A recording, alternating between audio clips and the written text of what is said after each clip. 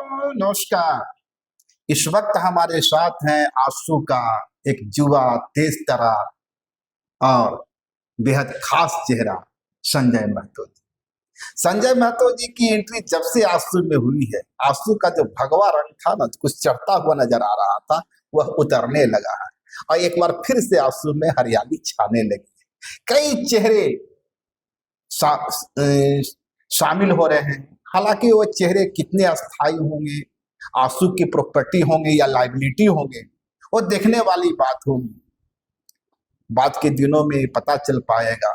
लेकिन इतना तय है कि जब से संजय मेहता की एंट्री हुई है, आंसू में जो एक बेरौनक सा दिख रहा था, एक बेचारगी वीरानगी छाई थी, अब दूर होती नजर आ रही। लेकिन संजय मेहता की जिस परसेप्शन की मैं बात कर रहा हूं, इस पर कुछ सवाल भी खड़े हो रहे हैं। संजय जी, हाँ, आपके एक मित्र हैं, बहुत डिटेल में नहीं जाता, आपके एक मित्र हैं विजय सिंह, जानते हैं? आज जेल कैंप के केंद्रीय प्रवक्ता हैं, आपके पुराने मित्र रहे हैं, एक पार्टी में रहे, इतना तो मानना पड़ेगा। ठीक है, जानता हूं नाम। हमारा जो परसेप्शन है, इसके इतर उनका परसेप्शन है कि संजय मेहता की आंसू में जो एंट्री होगी ना, आंसू की बर्बादी की शुरुआत यहीं से होगी। संजय मेहता की एंट्री से आंसू के जो पुराने चेहरे, जो पुराने चावल हैं आंसू के, वे असहज महसूस कर रहे हैं। कई ऐसे चेहरे हैं जो कल तक सुदेश महतो जी के साथ बैठते थे प्रेस कॉन्फ्रेंस में, जबकि आज भी प्रेस कॉन्फ्रेंस है, जो साथ में बगल की कुर्सी पर बैठते थे, अब बेचारे वो पीछे खड़ा होते हैं। और यही वो सवाल है या यही वो आग है जो एक दिन आंसू को खा जाएगी। कौन सा रंग आपको अच्छा लगा, मैं जो परसेप्शन क्रिएट किया या मैं जो तस्वीर बनाई हो, या वो तस्वीर जो विजय सिंह रख रहे हैं? देखिए, सबसे पहली बात तो ये जो दोनों परसेप्शन है, एक पत्रकार का है और एक विरोधी दल के किसी एक प्रवक्ता का या सामान्य कार्यकर्ता का है। दोनों से इतर मेरी राय है। अच्छा। आजसू की अपनी एक वैचारिक पंक्ति है, आजसू का अपना एक इतिहास है, आजसू का अपना एक संघर्ष का पन्ना है। और आजसू को अगर इस आकलन के दृष्टिकोण से आप देख रहे हैं कि मेरे आने और जाने से या किसी के आने और जाने से आजसू कमतर हो जाएगा या आजसू अधिक हो जाएगा, ऐसा नहीं है। मैं इस बात को सिरे से खारिज करता हूं कि मेरे आने के बाद से आजसू में रौनक आई। आजसू में रौनक पहले से भी था। आजसू में राजनीतिक प्रभाव हुई थी, तब आपकी एंट्री हुई है। विधानसभा चुनाव में हार का सामना करना पड़ा था, बेरौनक तो आंसू हो ही गए। नहीं, ये आंकड़ों के दृष्टिकोण से, पॉलिटिकल अर्थमेटिक में, पॉलिटिकल गणित में, वोटों के आंकड़े में आप ये कह सकते हैं। ये सारी पॉलिटिक्स इसी वोट को आंकड़ों के गणित का, सत्ता जाती है, सत्ता आती है। दूसरा उनका ये कहना है कि सुदेश जी के जो पुराने चहेते हैं या मित्र हैं, जो संगठन के कार्यकर्ता हैं, इस राज्य के अंदर मैं आपको बताता हूँ, मैं पिछले 6 महीने से आदरणीय सुदेश कुमार महतो जी के साथ यात्रा कर रहा हूँ। मैंने देखा है उनके लीडरशिप की क्वालिटी को। वो सुबह 10 बजे उठते हैं और रात के 3 बजे, 3:30 बजे घर वापस आते हैं। पिछले 6 महीने में यही रूटीन है, कभी रात 1 बजे, कभी 2 बजे, कभी रात के 3:30 बजे, और फिर से सुबह के 8-9 बजे से वो लग जाते हैं। इस दौरान मैंने देखा है कि गाड़ी में वो एक एक कार्यकर्ता से बात करते हैं, अगर किसी का फोन नहीं उठा पाए तो वो बैक कॉल करते हैं। दूसरी बात कि वो सबको सम्मान देते हैं और सबको वो बराबर समझते हैं। तो ये एक गलत धारणा लोगों में बनाई है कि मेरे आने के बाद ऐसा कुछ हुआ, ऐसा कुछ नहीं है। आने के बाद लोग असहज हैं। ये क्या सच है कि जो सब मेरे परिवार के लोग पुराने चावल हैं? मैं बड़े चेहरों की बात नहीं कर रहा हूँ, उधर बातों की बात नहीं करूंगा, प्रवीण प्रभाकर की बात नहीं करूंगा, दूसरे उनकी बात नहीं करूंगा, जो तृतीय श्रेणी के, द्वितीय श्रेणी के लीडरशिप थे, उनमें तो असहजता है, ऐसा दावा उनका है। देखिए, अपना एक संगठन का सिस्टम बना हुआ है, छात्र इकाई का अपना काम है, युवा आजसू का अपना काम है, बुद्धिजीवी मोर्चा का अपना काम है, अधिवक्ता संघ का अपना काम है, तो मेरा महिला मोर्चा का अपना काम है, और संगठन की केंद्रीय समिति है, जिला समिति, सबका संगठन का अपना अपना स्ट्रक्चर है। ये एक पॉलिटिकली फैब्रिकेटेड कमेंट्स कह सकते हैं या कोई नैरेटिव गढ़ने की कोशिश कह सकते हैं, क्योंकि लोग चाहते हैं कि आजसू आगे ना बढ़े। मैं इस बात से इत्तेफाक नहीं रखता हूँ कि संगठन में मेरे आने के बाद से कोई असहज हो गया या फिर किसी को कोई परेशानी हो। हम लोग तो रोज सबसे मिलते हैं, साथ में खाते हैं, हम लोग गले लगते हैं, संगठन की रणनीतियां तय होती है, अगले दिन क्या करना है, कहाँ पर सभाओं में कैसे जाना है, किसको स्पीच देना है, ये सारी चीजें कई नहीं, मंचों। उनके इसकी एक वजह भी थी। आकलन ये था कि जो स्टाइल है टाइगर जयराम का, जिस आक्रामकता से वो बातें रखते हैं, और जो facts and figure tiger Jairam के पास होता है, संजय मेहता के पास वही होता है। तो चूंकि संजय मेहता इतने आक्रामक तेवर के साथ बात करते हैं, आंसू के प्रवक्ताओं में देखा जाता था कि बड़ा ही मुस्कुराते हुए कि उदारता से बात करते हैं। तो संजय मेहता जब से आए हैं, उसे ही स्टाइल जो है टाइगर जयराम वाला, उसी आक्रामकता के दूसरी बात, मैं इसके कारण लोग असहज हो रहे हैं। नहीं नहीं, मेरा तो अपना मौलिक एक तरीका है बातों को रखने का। देखिए, राजनीति में मैं आज से तो हूँ नहीं, मैंने 19 का भी इलेक्शन लड़ा था, 19 में तो कोई आंदोलन नहीं हो रहा था, मैं अन्ना के आंदोलन में भी सक्रिय रहा था, उस वक्त पढ़ाई कर रहा था तो वहां पर भी था। तो राजनीतिक तौर पर जो मेरी सक्रियता है, मैं सारंडा के जंगलों में घूमा हूँ 2017 में, 6 महीना में सारंडा के जंगलों में घूमा हूँ, टोंटो में, किरूबुरु में, मेघातुबुरु में, बड़ा पासिया में, आपका गोवा में, इन सब एरिया में मैं घूमा हूँ। तो झारखंड के तमाम इलाकों को मैं घूमा हूँ। तो ऐसा नहीं कि ये बातें मैं आज कह रहा हूँ, बहुत पहले से मैं कहता। आप मेरे अगर पूरे गूगल में या सोशल मीडिया में देखेंगे तो 2015-16 में इन सब सारे विषयों पर मैं बात कर रहा हूँ, विस्थापन पर, खतियान पर, बहुत पुराने पुराने वीडियो मिलेंगे आपको। तो ये तो आप बहुत पहले से है। हाँ, इसको एक व्यापक एक कहिए प्लेटफॉर्म मिला है, और व्यापक दृष्टिकोण एक प्लेटफॉर्म की तलाश थी, और तलाश आंसू में पूरी हो गई। प्लेटफॉर्म, देखिए, जब आप कोई विजन के साथ आगे बढ़ते हैं तो एक आप अगर सामाजिक कार्यकर्ता के तौर पर काम कर रहे हैं कि एक्टिविस्ट के तौर पर काम कर रहे हैं तो दायरा सीमित हो जाता है। तो आपके लिए बेहद जरूरी है कि उसको एक राजनीतिक स्वरूप प्रदान किया जाए। जो आप विजन और सोच रखते हैं तो राजनीतिक तौर पर आप कैसे सफल करेंगे। चल, थोड़ा सा आगे बढ़ते हैं जी।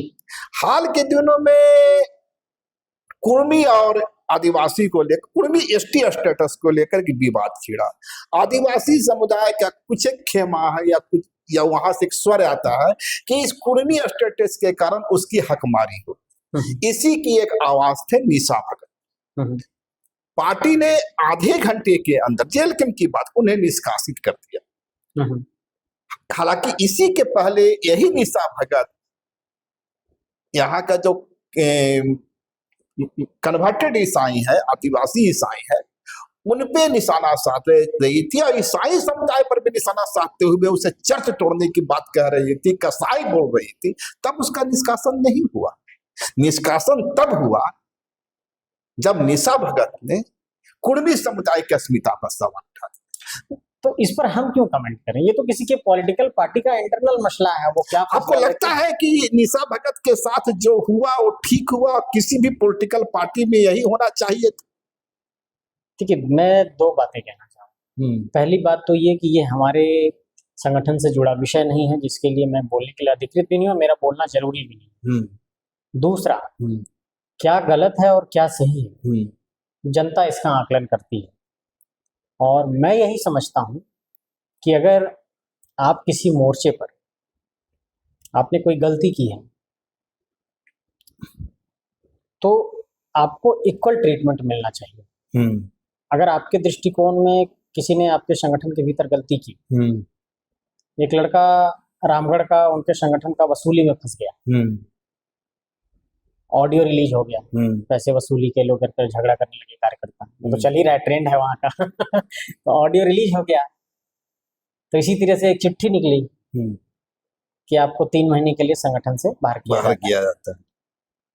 तो वसूली वाले मसले पर, जो एक बड़ा मसला है, मैं एक एग्जांपल दे रहा हूँ, 3 महीने में फिर आपने उसकी वापसी करा दी। कुछ कार्यकर्ताओं पर रेप के चार्जर लगे, मैं बता रहा हूँ, कंपैरिजन बता रहा हूँ, तो रेप के चार्जर लगे।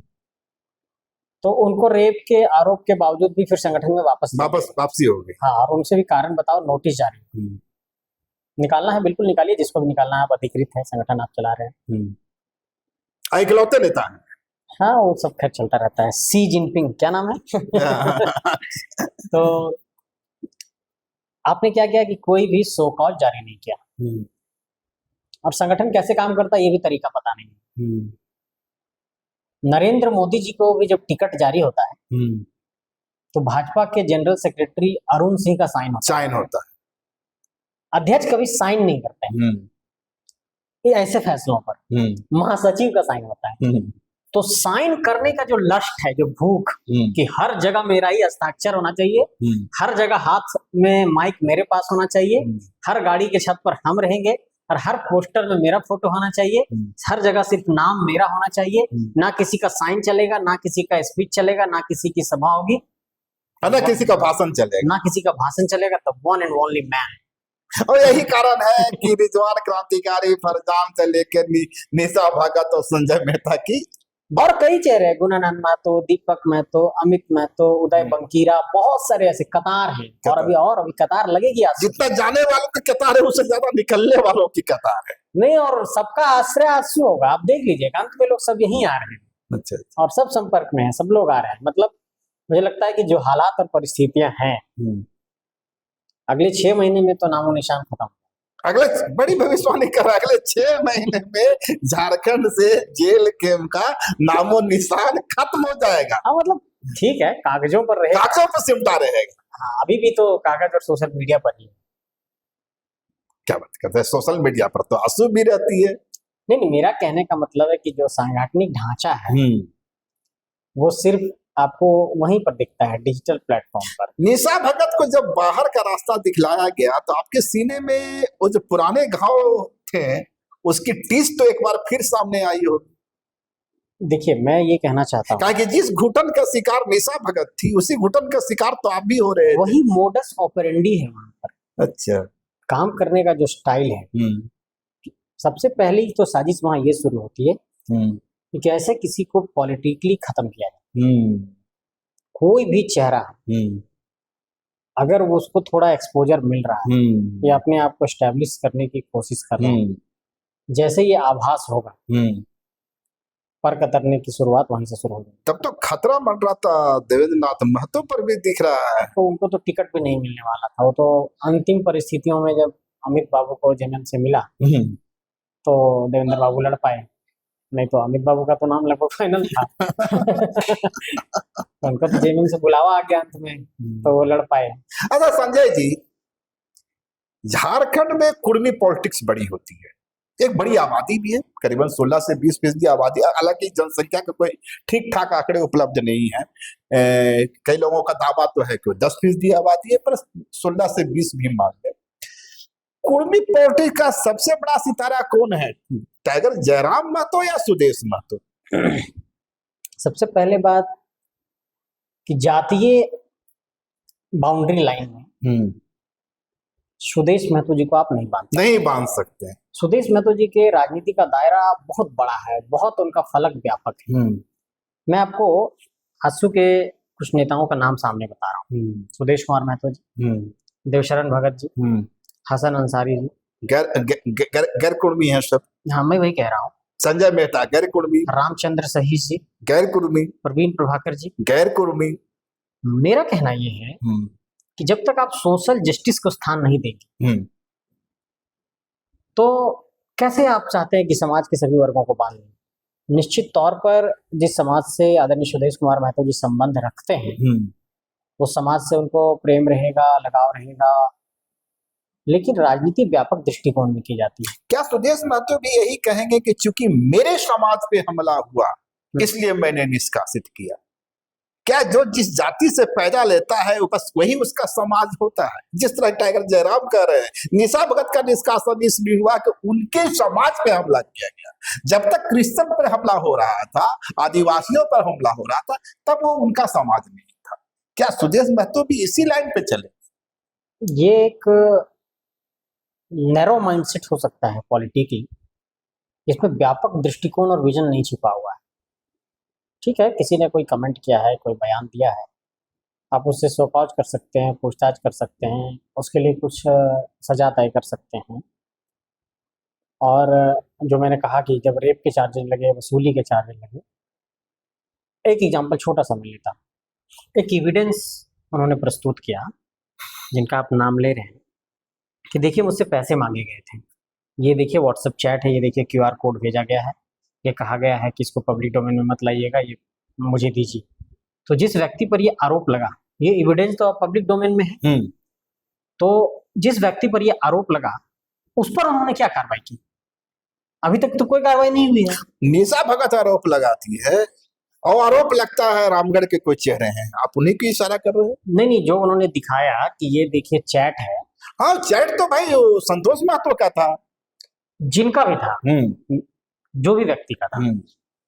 अगर कोई एविडेंस आपके संगठन के संदर्भ में पब्लिक डोमेन में सामने आया है कि आपके संगठन के लोगों ने वसूली की है, पैसे की मांग की है, तो ये तो एक एलिगेशन हुआ। तो क्या इस एलिगेशन पर भी आपने उसी तरीके से कोई एक्शन लिया कि लेटर लिख करके उसको निकाल दिया? कम से कम इंक्वायरी का ठीक हो जाती। हाँ, बहुत अच्छी बात कह रहे हैं। क्या आपने कोई उस पर इंक्वायरी बिठाई? नहीं। मैं यही कहना चाहता हूं कि सोच में जब समानता नहीं होगी, आप एक तरफ झुके हुए रहेंगे, तो राजनीति में बहुत व्यापक दृष्टिकोण के साथ आगे नहीं बढ़ सकते। आपको क्या लगता है कि टाइगर जयराम महतो की पूरी पॉलिटिक्स जो है कुर्मी आधारित हो जाएगी? और जैसा कि मैंने कहा कि सुदेश महतो सिर्फ कुर्मियों का चेहरा नहीं होंगे, बल्कि टाइगर जयराम महतो कुर्मियों का चेहरा। नहीं, देखिए मेरी बात समझिए। सबसे पहली बात तो मैंने सिर्फ आपको फिर से एक बार कह रहा हूँ, सुदेश महतो जी के राजनीति का फलक बहुत बड़ा। वो विजनरी हैं, वो बहुत दूरदर्शी सोच के नेता हैं। सत्ता उन्होंने संभाला है, झारखंड आंदोलन को देखा है, जिया है और किया है। कैसे ठीक किया था और कैसे चलाया जाता है, उसका एक विशद और व्यापक अनुभव है। और कई लोग इस राज्य के अंदर सीएम रहते हुए दल नहीं चला पाए। और सुदेश महतो जी चला रहे हैं 20 सालों से, तो ये हार के बावजूद चला रहे हैं, बहुत विपरीत परिस्थितियों में चला रहे हैं, तो कुछ तो काबिलियत होगी उनके अंदर। दूसरी बात कि आप कह रहे हैं कि क्या वो व्यक्ति अपने जाति का नेता? बिल्कुल नहीं। वो अपने संगठन के बीच जो कुछ पदधारी हैं, जो लफंगे हैं, जो खास चेहरे हैं, नहीं, जो लफंगे हैं, चक्के हैं, पैसे की वसूली करते हैं, सड़कों पर गाड़ियों को रोकते हैं, मछली की गाड़ियां रोकते हैं, कंपनी के दरवाजे पर जाके वसूली करते हैं, वो उसी का नेता है। उतना ही दायरा है, एलिगेशन लगा रहे हैं, वही दायरा है। आप एक बात समझिए, आप किसी संगठन के अध्यक्ष हैं और आपका संगठन का व्यक्ति जाकर के वसूली कर रहा है, जाकर के कंपनियों वालों को धमका रहा है, जाकर के टोल प्लाजा के पास मछली की गाड़ी को रोक रहा है, जाकर के एनटीपीसी को धमका रहा है, जाकर के अडानी से बात कर रहा है, जाकर के मगध में कह रहा है कि हमको पैसा दीजिए, जाकर के आम्रपाली में कह रहा है कि पैसा दीजिए, और वसूली कर रहा है सब जगह जाकर के। तो जो वसूलीबाज लोग हैं, आप उसके नेता हुए ना। आप अगर कुछ नहीं कर रहे हैं तो उसी का लीडर है, ना अपना जाति का नेता, ना झारखंड का नेता है, चोर, उचक्का, वसूलीबाज गैंग का एक छोटा सा नेतृत्वकर्ता बनकर रह गया है। 2029 में क्या संभावना देखते हैं? कहाँ रहेगी आप पार्टी और कहाँ रहेगा आंसू? 2029 में जेएमएम की सरकार सत्ता से वापस जाएगी। हाँ बिल्कुल, वापसी होने वाली है। क्यों बताना चाहता हूँ। नहीं, वापसी होगी वो ठीक है, अल्टरनेट क्या होगा? आएगा कौन? एंट्री किसकी होगी? आंसू आ रही है, आंसू आ रही है। 2029 में इस बात को आप लिख कर रखिए। 81 सीटों पर चुनाव लड़ेंगे आप लोग? ये तो फैसला पार्टी की केंद्रीय समिति करेगी, फिलहाल मैं अधिकृत नहीं हूँ इसके लिए। लेकिन इस बात को मान करके चलिए आप कि 2029 के चुनाव में सुदेश कुमार महतो प्रमुख चेहरा होंगे। 2029 में आजसू इस राज्य का नेतृत्व करेगा। और आजसू नेतृत्व करेगा या आजसू एक मजबूत पार्टनर होगा? आजसू नेतृत्व करेगा, एक नया राजनीतिक विकल्प देगा इस झारखंड के अंदर। आज तक आजसू पार्टनर रही है, छोटा पार्टनर रही? हम लोग एक बड़ा विकल्प देंगे राजनीतिक तौर पर। देखिए, पॉलिटिक्स में ये सब चीजें चलती रहती हैं, गुना भाग, गणित, जोड़ घटाव, इसके साथ उसके साथ, ये सब एक पार्ट है। लेकिन व्यापक दृष्टिकोण में आजसू आपको इसमें दिखाई पड़ेगा। इस बात को आप मान, पूरा कॉन्फिडेंट है? बिल्कुल 100%। मुझे एक बात बताइए, मैं आपको बताना चाहता हूँ। सुदेश महतो जी अभी 50+ होंगे। उन्होंने झारखंड आंदोलन 50+ से कुछ ज्यादा है, हमको लगता है 56, 50+ होंगे, एग्जाम्पल मान लेते हैं। 50+ का मतलब तो 51 भी होता है। तो नौजवान नेता है। नौजवान नेता है। झारखंड आंदोलन किया उन्होंने, आंदोलन को जिया, विधायक बने, गृह मंत्री बने, तमाम चीजें हुई। अब उस दौर के आंदोलनकारी नेताओं में पूरे झारखंड के अंदर आप नजर दौड़ाइए कि कौन नौजवान नेता इतना डायनेमिक, इतना ऊर्जावान, इतना दूरदृष्टि वाला बचा हुआ है। जिसके पूरे राज्य में स्वीकार्यता हो, एक्सेप्टेंस हो, जिनको राज्य में पूरा लोग जानता हो, जिन्होंने सत्ता चलाया हो, सत्ता चलाने का अनुभव हो, और जो खतियानी झारखंडी हो। ऐसा कोई नेता तो है नहीं। अब भाजपा को निशाने पर ले रहे हैं क्योंकि भाजपा में कई चेहरे पर खतियानी नहीं है। नहीं, मेरा कहना है पूरे राज्य के अंदर एक इंडिपेंडेंट चेहरा जो किसी पॉलिटिकल फैमिली से संबंध नहीं रखता हो। जैसे ठीक है, हमारे हेमंत सोरेन जी हैं, तो वो तो गुरु जी के लीगेसी को आगे बढ़ा रहे हैं, उनका एक विरासत है। ऐसा कोई नेता जिनकी कोई पॉलिटिकल विरासत नहीं, जिसने सब कुछ खुद से खड़ा किया हो, और जिस तरह का नौजवान हो, जो झारखंडी हो, जो खतियानी हो, जिसने झारखंड की सत्ता को संभाला हो, सत्ता को संभालने का अनुभव हो, संगठन चलाने का अनुभव हो, ऐसा कौन नेता झारखंड में बचा हुआ है? मुझे आप बताइए, कोई एक नाम बता दीजिए, मैं जान जाऊंगा। कोई एक ऐसा चेहरा बताइए जो बचा हुआ है। कोई तो बचा ही नहीं है, सिर्फ सुदेश कुमार महतो बचे हुए हैं।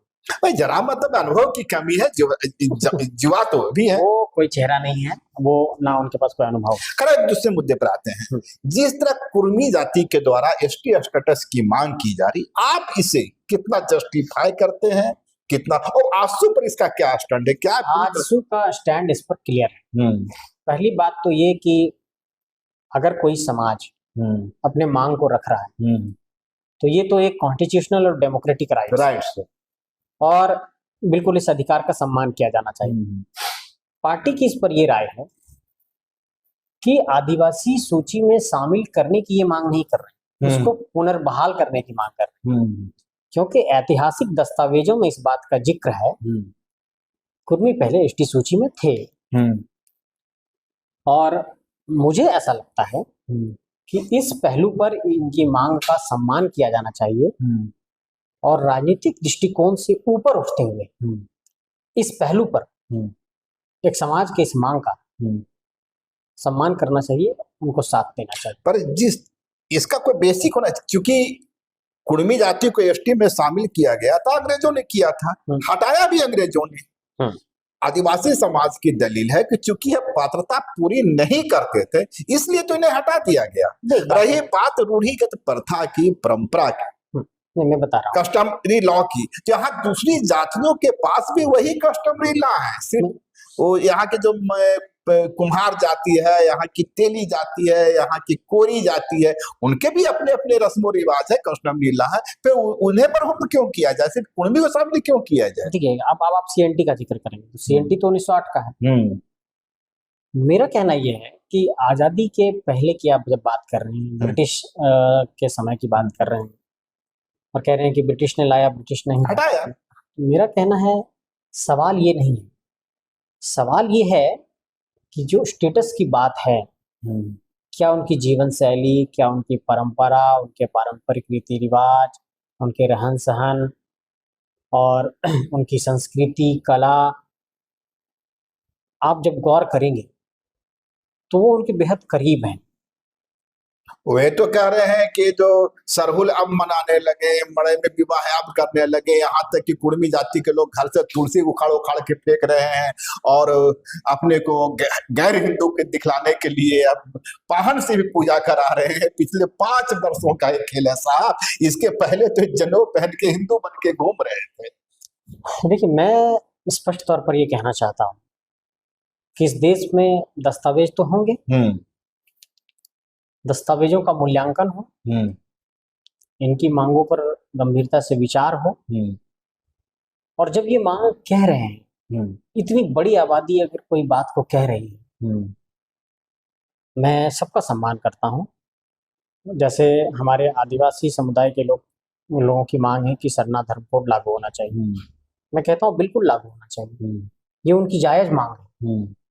क्योंकि आदिवासियों को लेकर के आपको ये समझना होगा कि उनकी अपनी मौलिक परंपरा और रीति रिवाज है, उनकी अपनी जीवन शैली है, उनकी ग्राम सभा में शक्तियां हैं, ये सरकार पैसा भी नहीं लागू कर पाई। तो सबके आइडेंटिटी का जो सवाल है, पहचान का जो सवाल है, उसको जिंदा रखने के लिए अगर विधिक तौर पर कोई एक रास्ता बनाने की मांग कर रहा है, तो उसको तो आपको सुनना पड़ेगा। लोकतंत्र में सवाल तो ठीक है, पर मान तो मैं आपको एक उदाहरण देता हूँ। यहाँ के जो अंसारी जाति है, मुस्लिम है। उनका दलील है कि उरांव खिलजी के शासनकाल में उरांव जनजाति को का बड़े पैमाने पर धर्मांतरण हुआ, तलवार के जोर पर हुआ। अब चूंकि उरांव से मैं अंसारी बना हूं, इसलिए मुझे भी एसटी दर्जा दिया जाए, मेरा धर्म बदला, मैं खून तो बदला नहीं। देखिए, जब आप कन्वर्जन की बात करेंगे, ये एक व्यापक बहस है और एक व्यापक मुद्दा है। दूसरी बात, जैसे अभी एक बात सामने आती है कि जो लोग कन्वर्ट होकर के आए हैं, दूसरे धर्मों में चले गए, उनको आरक्षण का लाभ नहीं मिलना चाहिए। अब इस पर जब आप बहस करने बैठेंगे तो आप कॉन्स्टिट्यूशन तो ये कहता है कि इस देश में जो आरक्षण है वो जातीय आधार पर है, धार्मिक आधार पर नहीं है। तो बहुत सारी पेचीदगी भी है। पेचीदगी कहाँ है? बिल्कुल साफ है, धार्मिक आधार पर नहीं, जातीय आधार पर है।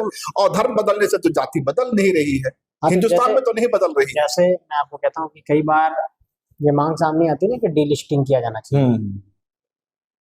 तो डीलिस्टिंग की अगर जब कोई मांग कर रहा है तो इसमें बड़ी संवैधानिक चुनौतियां हैं।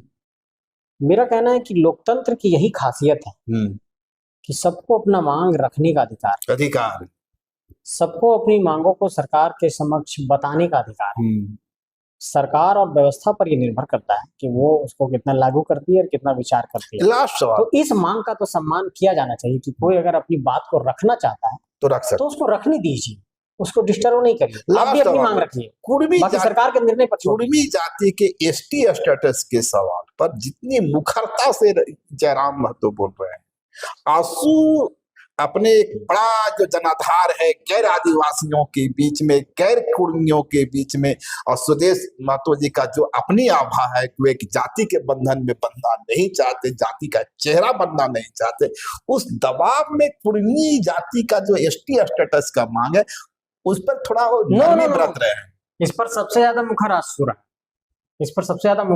रहा है। सदन में सवाल उठाए गए हैं, हमारे चंद्र प्रकाश चौधरी जी ने सवाल उठाया है। अभी भारत के जो महारजिस्ट्रार हैं वहां पर जाकर के जनगणना में कुड़माली को शामिल करने के लिए उन लोगों ने मांग रखी है। मेरा कहना ये है कि जब स्टैंड क्लियर है इस पहलू पर, अभी धनबाद में भी जब हमारे अध्यक्ष जी ने स्पीच दिया तो उन्होंने कहा कि हम सरना के भी साथ खड़े हैं और कुर्मी एसटी दर्जा के साथ भी खड़े हैं।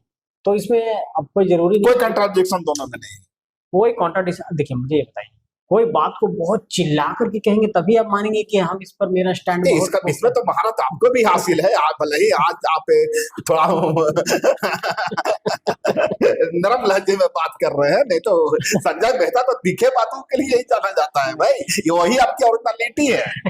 मेरी बात सुन, बहुत ज्यादा आक्रामकता के साथ चिल्लाकर बोलने से ही चीजें बहुत मजबूती से नहीं रखी जा सकती, तथ्यात्मक तौर पर भी रखें। हमारा स्टैंड क्लियर है कि ये पुनर्बहाल करने की मांग कर रहे हैं, और अगर पुनर्बहाल करने की मांग कर रहे हैं तो सरकार को, व्यवस्था को इस पर मूल्यांकन करने का उसका अधिकार है, और इस जाति को अपने मांग को मांगने का अधिकार है, खैर नहीं डिस्टर्ब किया जाना चाहिए। चलिए ठीक है, आपने जब आक्रामकता की बात की, निशा भगत को जब बाहर का रास्ता दिखलाया गया और उसके बाद केंद्रीय प्रवक्ता या केंद्रीय महासचिव विजय सिंह आए, उन्होंने कहा कि इनका लहजा ठीक नहीं था, आक्रामक तेवर से बात करती है, मुलायम शब्दों में नरमियत से भी बात की जा सकती है।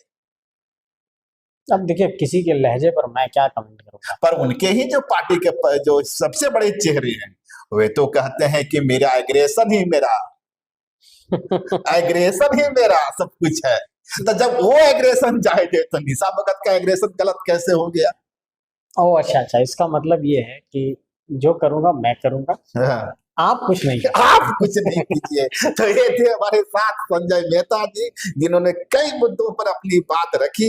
हालांकि आज इनके स्वर थोड़े नरम दिखे, अब इसके पीछे की क्या पॉलिटिक्स हो सकती है वो संजय मेहता जाने, लेकिन अपनी बातों को तार्किकता के साथ रखने की कोशिश की, और शायद राजनीतिक एक दबाव होता है उसमें बैलेंस करने की भी कोशिश की। ऐसा कुछ नहीं, शुक्रिया।